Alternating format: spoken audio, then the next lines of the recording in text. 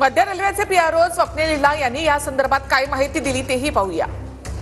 जळगावमध्ये छत्रपती शिवाजी महाराज टर्मिनसकडे येणारी जी पुष्पक एक्सप्रेस होती, या एक्सप्रेसमध्ये माहेजी आणि प्रदाडे दरम्यान काही गाडी थांबली होती। त्यातले काही प्रवासी खाली उतरले होते। याच वेळेस भुसावळकडे जाणारी कर्नाटक एक्सप्रेस जी आहे, या गाडीमुळे काही प्रवाशांना इजा झालेली आहे अशी प्राथमिक माहिती आपल्याकडे आलेली आहे। भुसावळवरनं मेडिकल व्हॅन ऑलरेडी निघालेली आहे।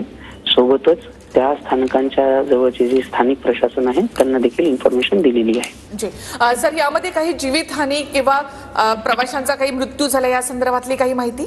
अद्यापर्यंत अशी कुठलीही माहिती आपल्याकडे नाही आहे। आता आपला पहिला प्रयत्न तिथे त्या साईटवरती पोहोचवणे आणि वैद्यकीय मदत तिथे जे काही प्रवासी आहेत त्यांच्यापर्यंत पोहोचवणे याचा प्रयत्न आपला चालू आहे।